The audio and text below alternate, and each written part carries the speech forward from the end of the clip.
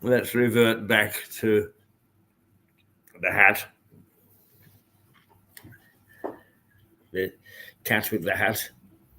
I'm going to play you an old version, a past version of a Mirador Days program. The thing is that I'm going to actually miss off the first 7 minutes of it because it is about mental health. And while mental health is important, this mental health is the facts are a good 2 to 3 years old, and it is not fair to criticize authorities for their handling of it without looking to see what the latest facts and figures are. And I hadn't had time for that. So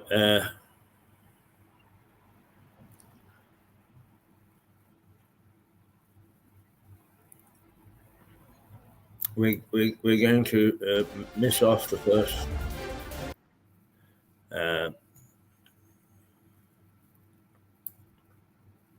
7 minutes or so with your indulgence.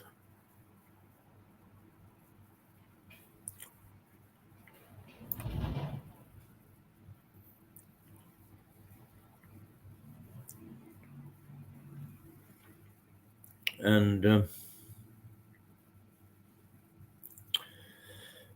and see what comes of it.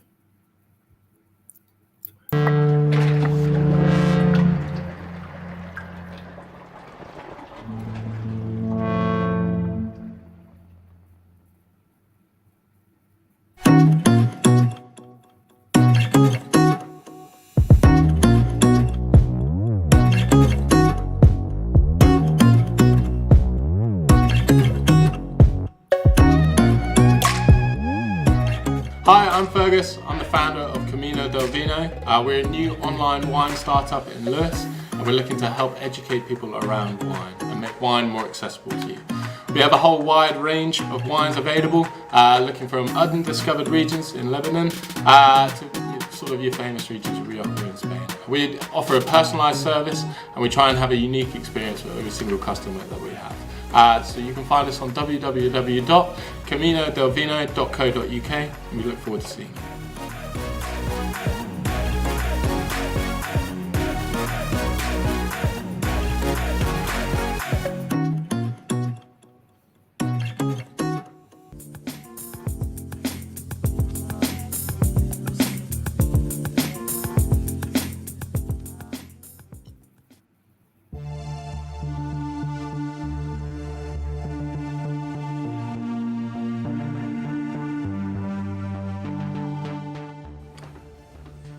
It's late Thursday night here in the United States, and you probably can tell it's a late hour because I have bags under my eyes and a sweater to keep me warm in a really a mild climate of Florida. But as the count goes on in some undecided states to decide the presidency of the United States for the next 4 years, I'll share a secret with you. I think it's going to be Joe Biden, the Democrat. I think the trend is moving in that direction, and we probably will know in the next day that I'm right. But even if Donald Trump is a loser, in some ways he's a winner, because he has this country so badly divided that he may become a legend in the minds of all those people who have supported him during the last 4 years, and even in this election. I don't think he's going to disappear. I think he's going to be an influence, not a good one. He's done a lot of damage to this country, to its reputation, to its values, to its health, to its climate, to science, to medicine. And he's done a lot of structural damage to democracy in this country. So I think some of this is going to be long-lasting. Sure, we'll probably come up with a vaccine and get people back to work sometime in 2021. But what's happened to the form of our government has been damaged by Trump and his supporters, his accomplices. And that's going to take a long time, I think, to repair. Our reputation globally is not great anymore. Our friends aren't sure of us anymore. I think some Americans even question their trust in our form of government. So these are the kinds of things that have to be re-energized and fixed. I think it'll happen, but I think it's going to take time. I'm Mark Landsman.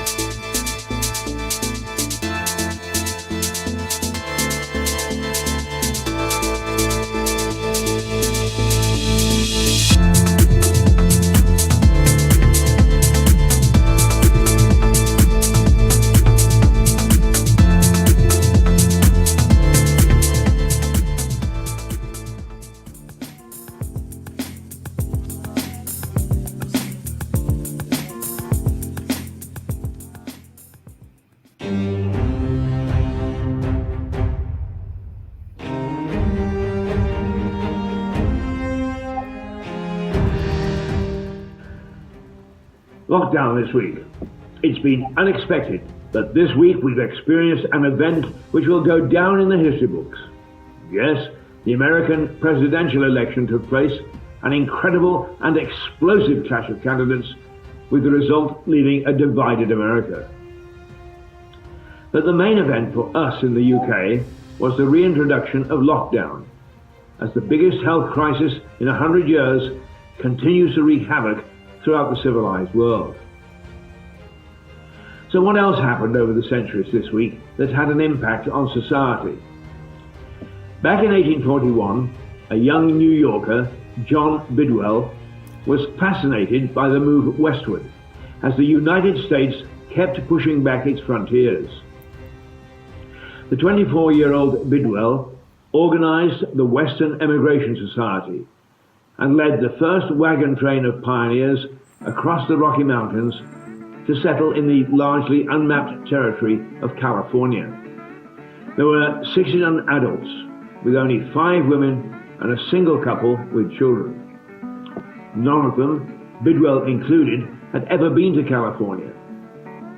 It was a tough journey, and they all suffered desperate hardship after having to abandon their wagons to cover the rough terrain.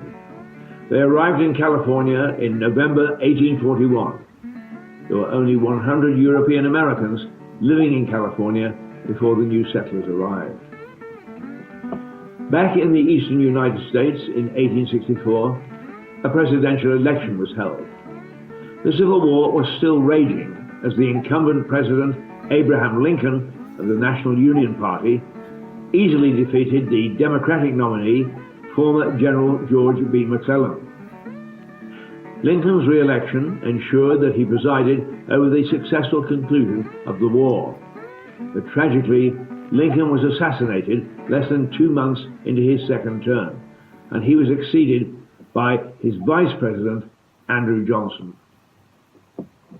In November 1917, leftist revolutionaries in Russia, led by Bolshevik party leader Vladimir Lenin, launched a nearly bloodless coup against the country's provisional government.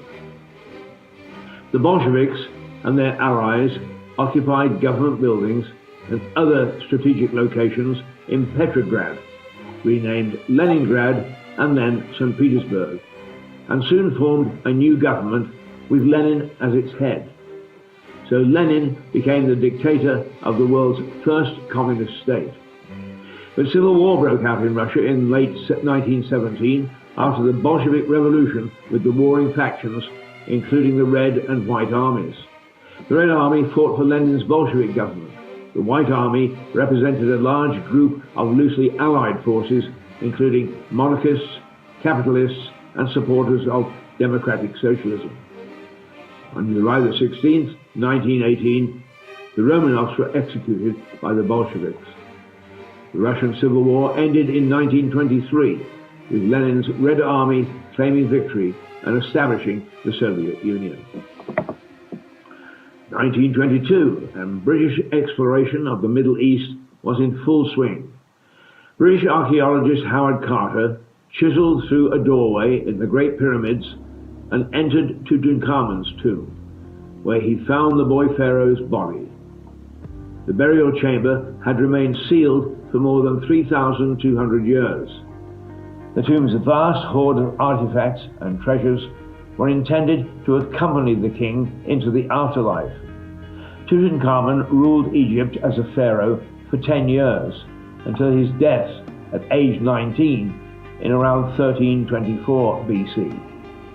Howard Carter's find revealed an incredible amount about royal life in ancient Egypt, and quickly made King Tut the world's most famous pharaoh. The Hawker Hurricane fighter plane made its first flight in 1935. It became famous in World War II and accounted for over 60% of the air victories in the Battle of Britain. The plane initially failed to receive government funding for the building of a prototype, but Hawker Aircraft were so convinced of its success they proceeded to build it as a private venture. The first prototype flew this week in November 1935. The Hurricane tag was given to the plane by King Edward VIII during a visit to Hawker in July 1936. A total of 1,715 Hurricanes flew with fighter command during the Battle of Britain. It's estimated that Hurricane pilots were credited with 4/5 of all enemy aircraft destroyed in the period July to October 1940. In 1968, Republican candidate Richard Nixon, a congressman who had served as vice president under Dwight D. Eisenhower, was elected President of the United States. Nixon had stood for president in 1960, but lost to charismatic Massachusetts Senator John F. Kennedy. In 1974, he resigned rather than be impeached for covering up illegal activities of Republican Party members and his staff in the Watergate affair. The case was made famous by two reporters who used information from an informant called Deep Throat, who was never properly identified. Nixon died on April the 22nd, 1994, at age 81 in New York City. This week in 1972 saw legendary steeplechaser Red Rum win his first race. The horse was seen as hard to control and was sold on several times. He ran in a 5-furlong cellar at Aintree, in which he crossed the line in a dead heat victory. The Red Rum turned out to be a champion thoroughbred steeplechaser. He won an unmatched historic treble when he won the Grand National in 1973, 1974 and 1977, coming second in 1975 and 1976. The Grand National has been described as the ultimate test of a horse's courage. He was also renowned for his jumping ability. He never fell in 100 races. The 1973 Red Rum victory came from being 30 lengths behind, and this victory is often considered one of the greatest Grand Nationals of all time. Red Rum's historic third triumph in the Grand National was voted the 24th greatest sporting event ever. In 1974, the world was captivated by the brutal murder of a 29-year-old nanny named Sandra Rivet in London, and the rapid disappearance of the main suspect, an aristocrat named Richard John Bingham, or Lord Lucan. Lucan was a dashing British aristocrat and army officer, known for his prowess at backgammon and bridge, and his fondness for vodka martinis powerboats, and Aston Martin cars. The murder took place in the dark basement of a townhouse, after which Lucan disappeared forever, meaning no one can say for sure what happened. He was declared officially dead in 2017. After murdering his children's nanny, Lucan attacked his wife, then fled south. He stayed with friends in the East Sussex town of Uckfield, where it is claimed the mafia, to whom he owed money, executed him. He was thought to have escaped by ferry after his blood-stained car was found in New Haven, or that he jumped overboard from a ferry with rocks in his pocket. No one will ever know. This week in 2004, 7 people were killed and 61 injured when a high-speed train hit a car on an isolated level crossing in a Berkshire village and was derailed. The 5:35 p.m. London to Plymouth service smashed into the vehicle on the unmanned crossing at 100 miles per hour, 30 minutes after leaving London's Paddington Station. There were around 300 people on board the train at the time. 2008, and back to elections again. Barack Obama became the 44th President of the United States, the first black person to do so. His father was from Kenya and his mother from Kansas. President Obama was born in Hawaii in 1961. He was sworn in on January the 20th, 2009, and served 2 terms in the White House. So elections dominated the headlines several times in this week in the past, as well as gruesome murders and winning racehorses. More events in history next week. This is Mirador Television with Once Upon a Time in This Week.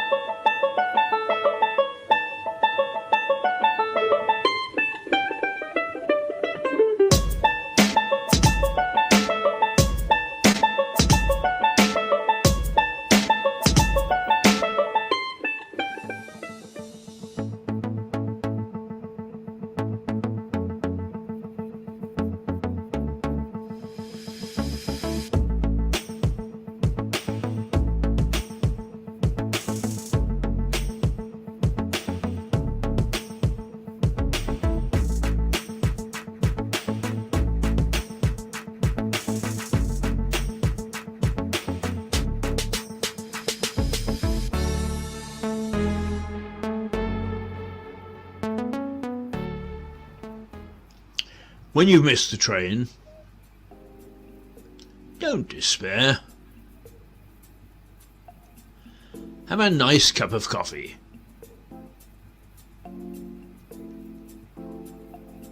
And perhaps a mince pie. At the runaway on Lewis Station. After that, why worry about the next train? The runaway on Lewis Station. Relaxation beyond compare.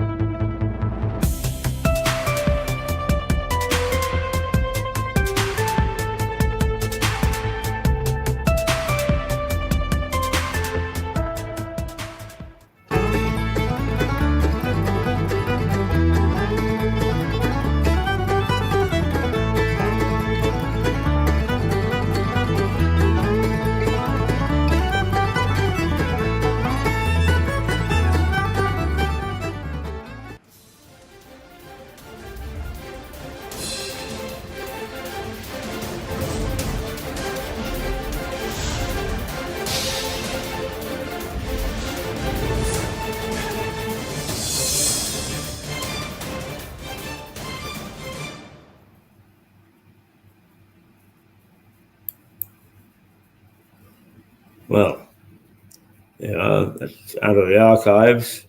Gives you some idea of what we talked about a few years ago, and you can make a comparison. Now, let's just remind you. Okay, shall we?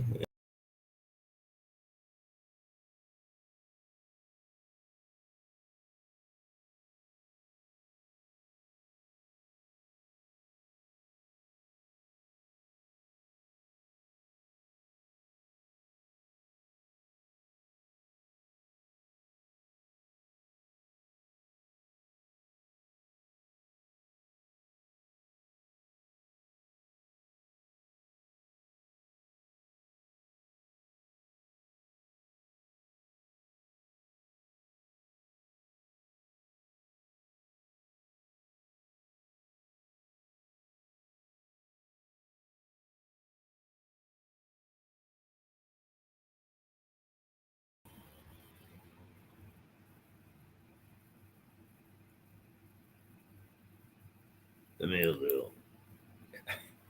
Okay. Now it's just coming up to 10 o'clock, 9:56. Um, that meal deal has really been inspired by the Euros, the football extravaganza, which seems to go on forever. But England's players, who have taken a real hit after the last performance, say that in a meeting with Gareth Southgate, he asked for thoughts and ideas, which shows he's still got his rather special approach to the team. And what they've said is, look, take the reins off, and let us play our own game. And what we'll do is we'll just pile in and have a go. Whether in fact Gareth has embraced that isn't reported so far.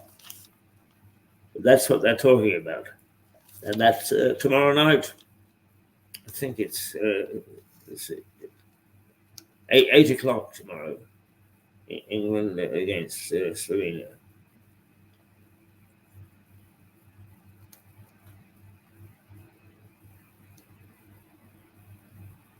Oh, hang on. Who said that must be copy? In one of the stories it said tomorrow. It's tonight. Take on Slovenia tonight. I thought that there was something a bit wrong there. Okay, 8 o'clock tonight. England versus Slovenia. So, here just another one to tempt.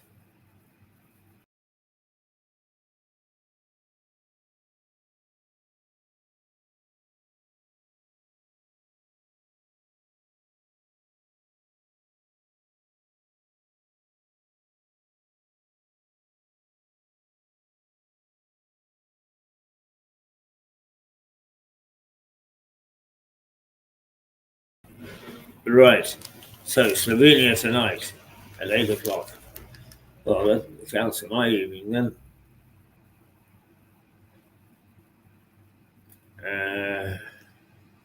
Yes. So we'll look for a change in attitude. How very interesting. The cricketers are doing all right too.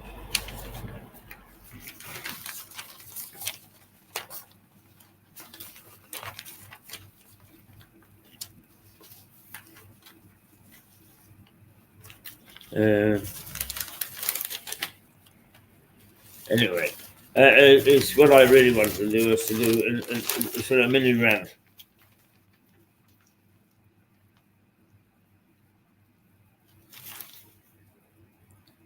A mini rant. because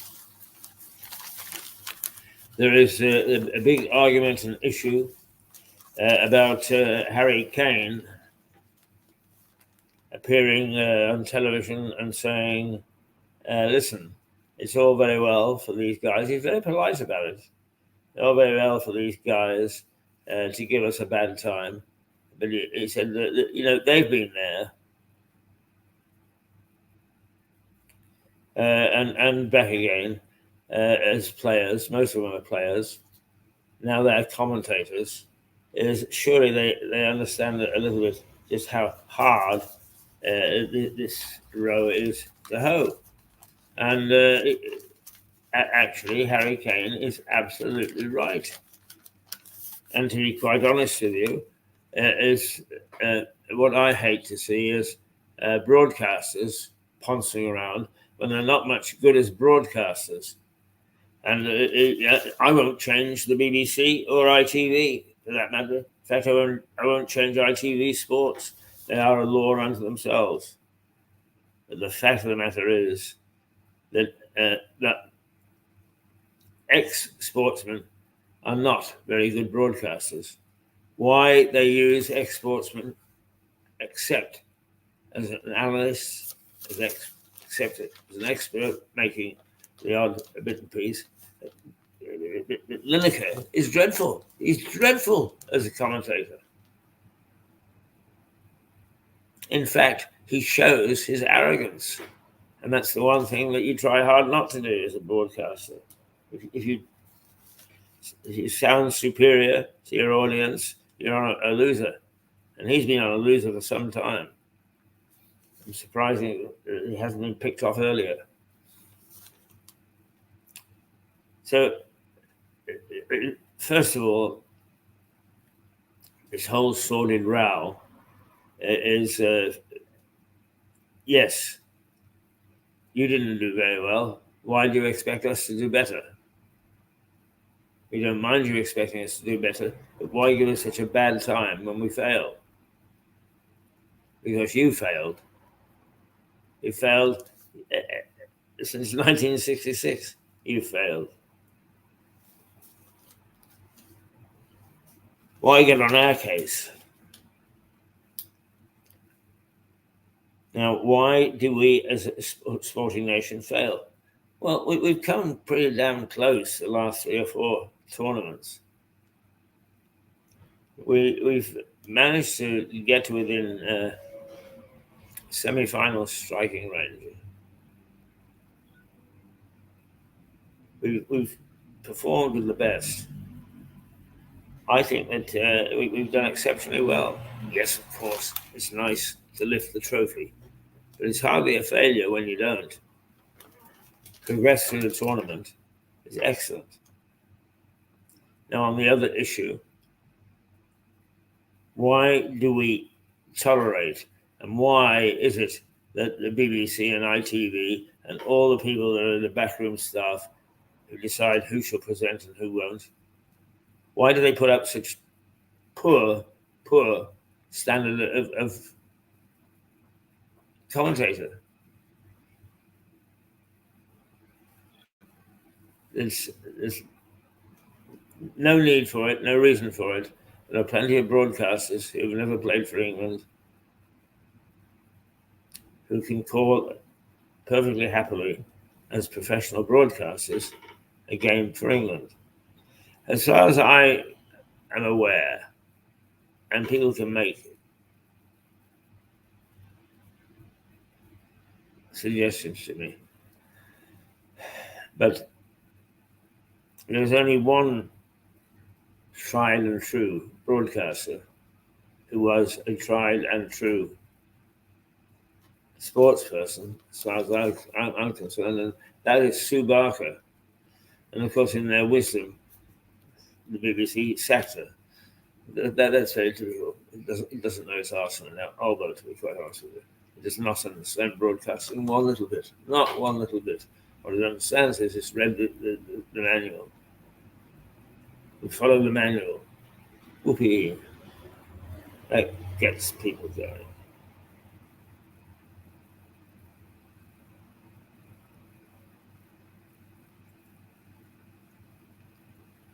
Mm. It's a dreadful mix. I don't notice anything in reverse when it comes to sports.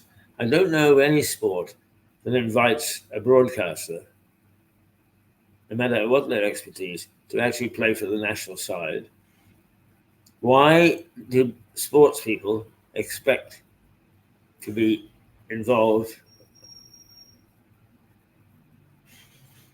or given the task of broadcasting sports just because they were good in the sports scene?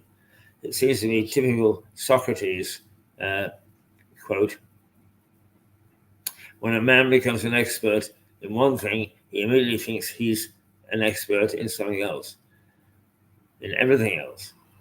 And that's certainly Lineker. Is a pain in the bum, to be quite honest with you. But not a particularly good broadcaster. Now, he breaks several of the broadcast rules. That I approve of. We break them all the time on Mirador. You have to think that they're a bit daft. So he does have a plus here or there. Oh, but he's not.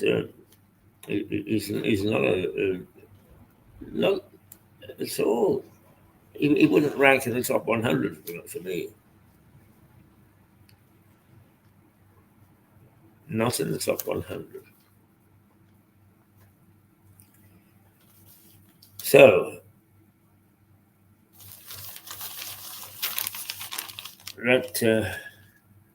that's my little rant, and I haven't even ranted. I've been very calm and very gentlemanly since they're. Well, Harry was calm and gentlemanly, so I thought, yes, I should be a row in the tub, the thumb.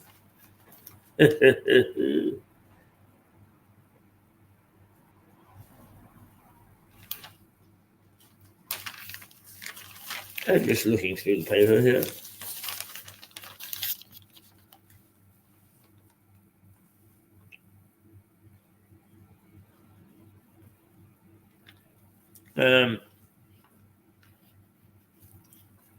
Yes, Princess Anne, who quietly has become the most admired of the royals. She all they're saying is got involved with a horse. My guess is that she was riding it, and it threw her. That's nothing to be ashamed of. Even the best.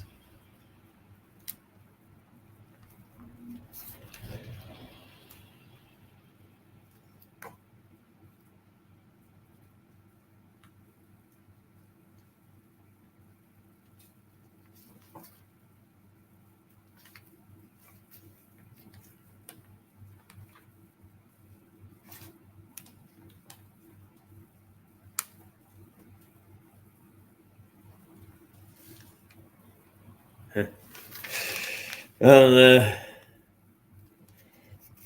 then there's the Holly Willoughby case.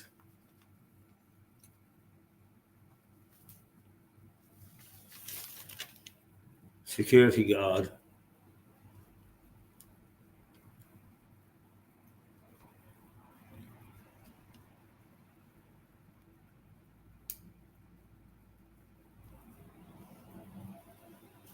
Oh, this plot was uncovered by an undercover security man. Apparently, there is a group of men. It doesn't say men, but I assume it is. Who have obsessions with famous people. And when something happens, everything opened up for them.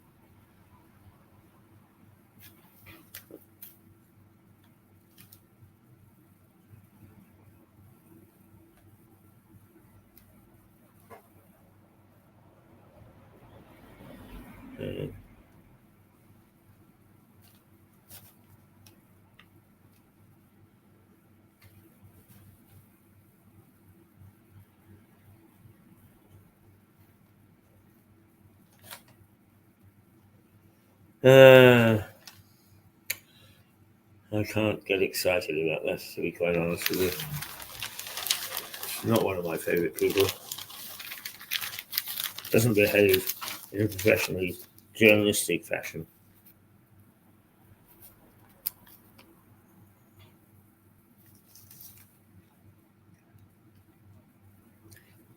Olympic rower will keep pulling to the finish line even as his party is capsized.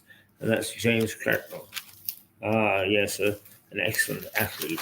A rower, if you recall, who takes the World Championship 8s, which is the senior race.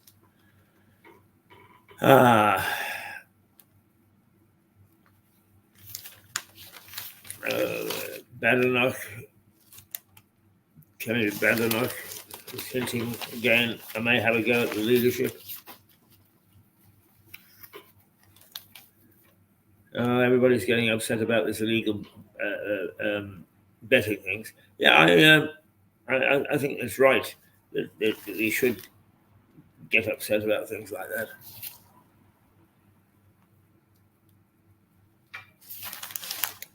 But the thing is that it's now become an obsession, and it's a bit like the handling of Boris.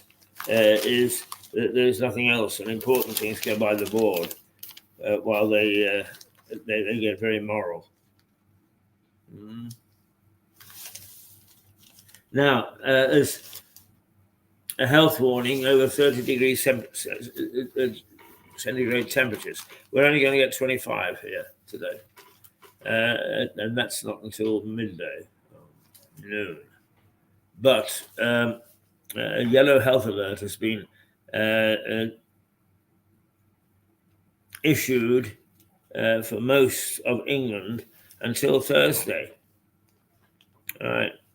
Meaning there is potential for significant impacts on the NHS as a result of the heat.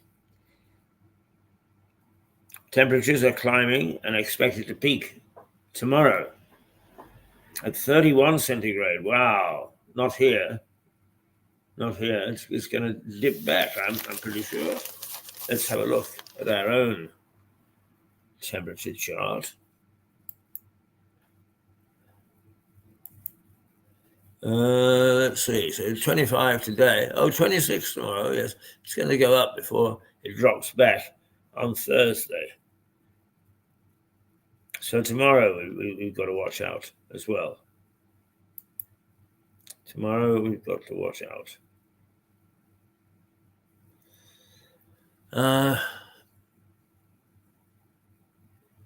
Then down to 19 again.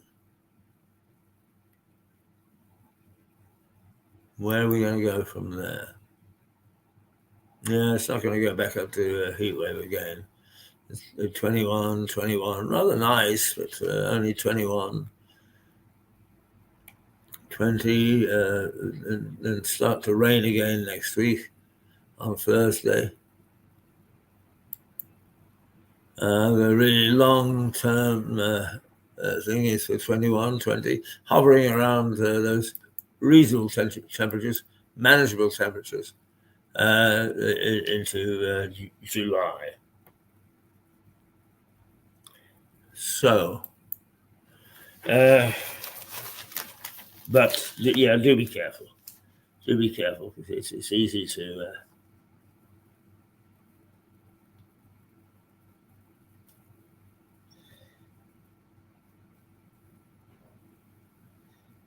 It's easy to fool yourself, get out, be isolated. Wham! The next thing you know, you're on the pavement. Being a Parkinson's sufferer, I've learned to fall. So if it gets to me, I'll know more or less how to handle it.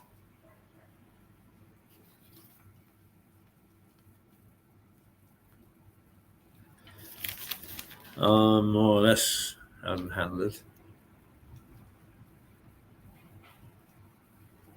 There's a brain implant for a British boy with epilepsy in a world first.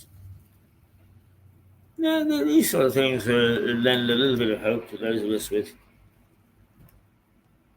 I was going to say neurotic diseases, but neuro diseases as a disease which attack the nervous system, of which Parkinson's is one.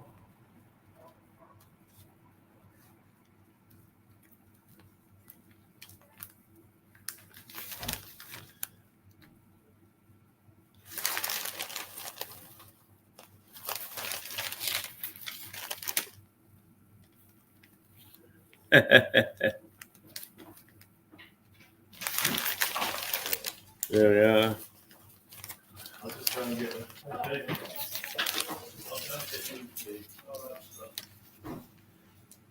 Morning, Chief.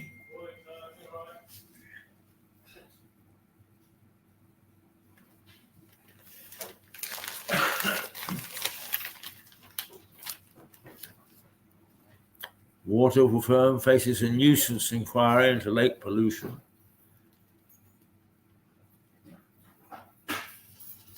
Well, it's all getting a bit.